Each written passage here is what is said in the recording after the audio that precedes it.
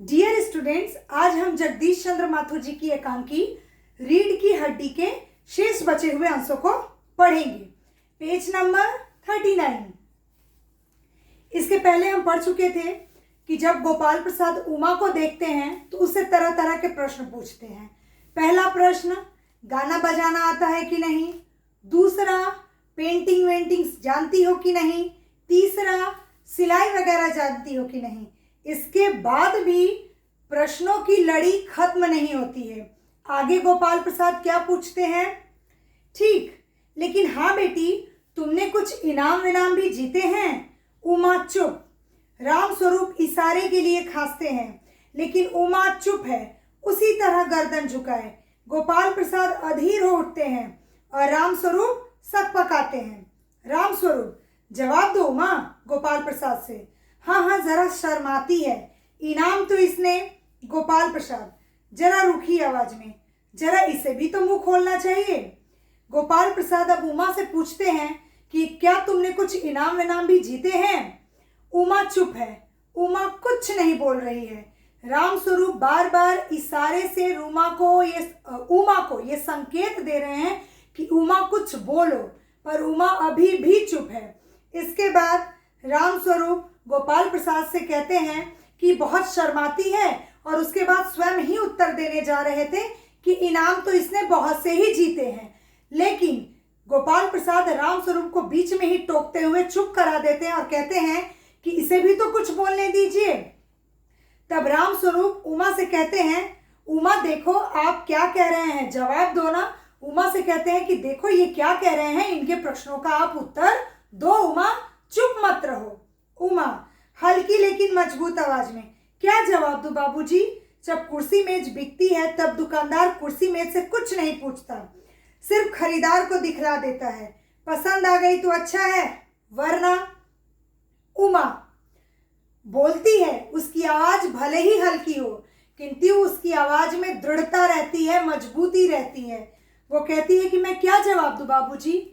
जब आपने मुझे कुर्सी मेज की तरह ला करके यहाँ खड़ा कर दिया है, और मुझे खरीदने वाले ग्राहक को अगर मैं पसंद आ गई हूँ, तो उसमें मेरे बोलने और ना बोलने से क्या फर्क पड़ने वाला है।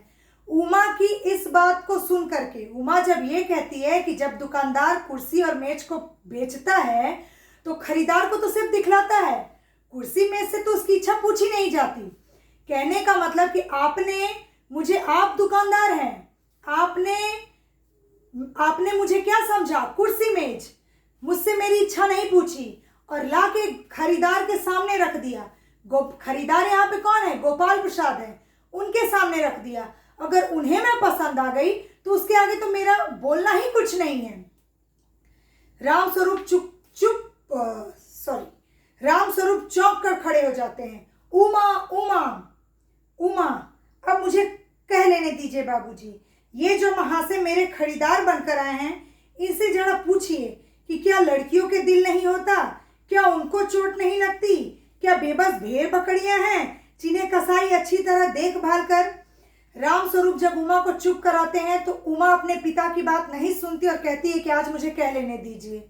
क्या लड़कियों का दिल नहीं होता, उन्हें तकलीफ नहीं होती, उन्हें किसी की बात से तकलीफ नहीं पहुंचती, उन्हें दुख नहीं पहुंचता। क्या वो भेड़ बकरियां हैं जिन्हें कसाई अच्छी तरह से देखभाल करके ले जाए और ले जा करके उनका हलाल कर दे, उन्हें काट दे, उन्हें खत्म कर दे, उनका अस्तित्व ही खत्म कर दे। गोपाल प्रसाद ताव में आकर, बाबू राम स्वरूप, आपने मेरी इज्जत उतारने के लिए मुझे यहाँ बुलाया था। उमा तेज आवाज में, जी हाँ, और हमारी बेइज्जती नहीं होती जो आप इतनी देर से नाप तोल कर रहे हैं। और जरा अपने इन साहबजादे से पूछिए कि अभी पिछली फरवरी में ये लड़कियों के हॉस्टल के इर्द गिर्द क्यों घूम रहे थे और वहां से कैसे भगाए गए थे। उमा के इन उत्तरों को सुनकर गोपाल प्रसाद गुस्से में आकर राम स्वरूप से कहते हैं कि मेरी इज्जत उतारने के लिए आपने हमें यहाँ बुलाया था। जिसपे उमा कहती है कि जी हाँ, और हमारी इज्जत नहीं है। आप जो उस समय से हमारी बेइज्जती कर रहे हैं, पहले आप स्वयं को देखिए। आप अपने बेटे से पूछिए, अपने साहबजादे से पूछिए कि पिछली फरवरी में गर्ल्स हॉस्टल के इर्द गिर्द का शब्दार्थ क्या होगा। इर्द गिर्द का मतलब होता है चारों तरफ। गर्ल्स हॉस्टल के चारों तरफ चक्कर लगाते हुए जब ये पकड़ा गया था, क्यों घूम रहा था और वहां से ये कैसे भगाया गया था, पूछिए अपने बेटे से। शंकर, बाबूजी चलिए। शंकर को लगता है कि उमा बोलना शुरू कर दी है, कहीं मेरी सारी पोल ना खोल दे, इसलिए वो अपने पिताजी को जल्दी चलने को कहता है। गोपाल प्रसाद, लड़कियों के हॉस्टल में? क्या तुम कॉलेज में पढ़ी हो? उमा, जी हाँ, कॉलेज में पढ़ी हूं।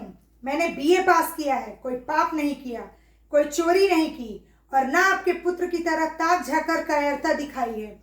मुझे अपनी इज्जत, अपने मान का ख्याल तो है, लेकिन इनसे पूछिए कि ये किस तरह नौकरानी के पैरों पड़कर अपना मुंह छिपाकर भागे थे। जब गोपाल प्रसाद उमा से कहते हैं कि हॉस्टल के बारे में तुम बोल रही, यानी तुम कॉलेज में पढ़ाई की हो, तो उमा क्या कहती है कि हाँ, कॉलेज में पढ़ी हूँ, मैंने बीए पास किया है, आपके बेटे की तरह कायरता नहीं दिखाई है, इर्द गिर्द नहीं घूमी हूँ, मान सम्मान को दाव पर नहीं रखा है। ठीक है, आपने बेटे से पूछिए कि गर्ल्स हॉस्टल में जब इन्हें मार पड़ रही थी तो बचने के लिए किस तरह से नौकरानी के पैर पकड़ करके ये वहां से भागे थे। रामस्वरूप, उमा उमा, रामस्वरूप बार बार उमा को चुप करा रहे हैं। गोपाल प्रसाद खड़े होकर गुस्से में, बस हो चुका बाबू रामस्वरूप, आपने मेरे साथ दगा किया। आपकी लड़की बीए पास है और आपने मुझसे कहा था कि सिर्फ मैट्रिक तक पढ़ी है। लाइए मेरी छड़ी कहाँ है, मैं चलता हूँ, बेत ढूंढ कर उठाते हैं। बीए पास, उफ, गजब हो जाता, झूठ का भी कुछ ठिकाना है। आओ बेटे चलो, दरवाजे की ओर बढ़ते हैं। उमा, जी हाँ जाइए, जरूर चले जाइए, लेकिन घर जाकर जरा यह पता लगाइएगा कि आपके लाडले बेटे की रीढ़ की हड्डी भी है या नहीं, यानी बैकबोन। बैकबोन बाबू गोपाल प्रसाद, बैकबोन, बैकबोन का मतलब होता है रीढ़ की हड्डी। बाबू गोपाल प्रसाद के चेहरे पर बेबसी का गुस्सा है और उनके लड़के के रुलासापन, दोनों बाहर चले जाते हैं। बाबू रामस्वरूप कुर्सी पर धम से बैठ जाते हैं। उमा सहसा चुप हो जाती है। प्रेमा का घबराहट की हालत में अंदर आना। गोपाल प्रसाद उमा के उत्तरों को सुनकर के बाबू रामस्वरूप से कहते हैं कि आपने हमसे झूठ बोला। आपने कहा था कि आपकी बेटी सिर्फ मैट्रिक पढ़ी हुई है जबकि वो बीए पास है। उफ, ये तो गजब हो जाता अगर इस लड़की से हमारे बेटे की शादी हो जाती। इतना कहकर वो अपने बेटे को चलने के लिए कहते हैं। दोनों बाप बेटे दरवाजे की तरफ बढ़ते हैं कि उमा चिल्ला कर कहती है कि जाइए और घर जाकर अपने बेटे से पूछिएगा कि उसकी बैकबोन यानी रीढ़ की हड्डी है भी नहीं। इससे हम क्या समझते हैं कि जब रामस्वरूप शंकर से ये पूछते हैं कि साल भर की पढ़ाई रह गई होगी, तो शंकर 1 साल मार्जिन लेकर के 2 साल बताता है और गोपाल प्रसाद उसे ढकने के लिए कहते हैं क्या कि 1 साल बीमार पड़ा था। तो यहाँ हम क्या देखते हैं, वो बीमारी क्या है, गर्ल्स हॉस्टल के इर्द गिर्द चक्कर लगाना, लड़कियों से मार खाना और उसकी रीढ़ की हड्डी का टूटना, जिसकी वजह से उसकी पढ़ाई 1 साल बाधित हुई थी। यहाँ ये मुख्य कारण है जिसके कारण बीच में एक बार हमने देखा था कि गोपाल प्रसाद ने कहा था कि अरे रिश्ता तय करने आए हो, सीधे होकर के बैठो, कमर झुकाकर मत बैठो, तुम्हारे दोस्त ठीक ही कहते हैं कि तुम्हारी बैकबोन। लेकिन रामस्वरूप को देख करके वो चुप हो गए थे, आगे बोल नहीं पाए थे। यहाँ पर उमा भी यही बात कहती है कि आपके बेटे की रीढ़ की हड्डी है भी नहीं। यहाँ रीढ़ की हड्डी को हम ले तो रीढ़ की हड्डी कहा जाए, एक तरह से रीढ़ की हड्डी मनुष्य के शरीर का ऐसा हिस्सा होता है जो मनुष्य के शरीर को सबल बनाता है। मनुष्य सीधे खड़े रह सकता है, सीधे चल सकता है, झुकता नहीं है। तो एक तरह से कहा जाए कि ये समाज का प्रतीकात्मक, एक तरह से प्रतीकात्मक छवि उभारता है और बताता है कि उमा जो है समाज के लिए रीढ़ की हड्डी साबित होगी। क्यों रीढ़ की हड्डी साबित होगी? क्योंकि उमा पढ़ी लिखी जागरूक महिला है, वो महिलाओं की शिक्षाओं को लेकर के चिंतित है, वो रूढ़िवादी दकियानुसी सोच का विरोध करती है। उसका मानना है कि लड़कियों को भी पढ़ने लिखने का अधिकार मिलना चाहिए। और वहीं शंकर को ले तो शंकर क्या है, समाज की रीढ़ की हड्डी नहीं बन सकता। क्यों नहीं बन सकता? क्योंकि उसकी सोच दकियानुसी है।